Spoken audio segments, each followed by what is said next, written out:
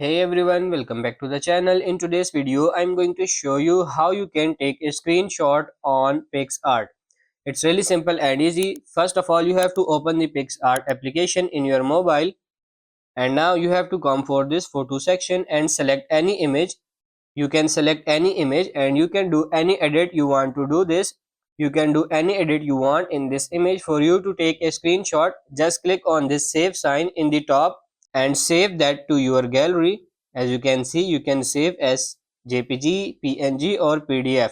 Tap on this save as JPG, tap on this save. So let me show you in the gallery here. So as you can see, this is the same image I am seeing in Picsart. So here is a process. You can save Picsart image without if you are unable to take a screenshot. Or what else you can do is you can simply take a screenshot you used in mobile device. As you can see here, you can press your power button or the volume button to take a screenshot as well. So the procedure will be same on the Picsart as well. So that's pretty much it for this video. I hope this video was helpful. If it is, like it and subscribe to the channel. Thank you.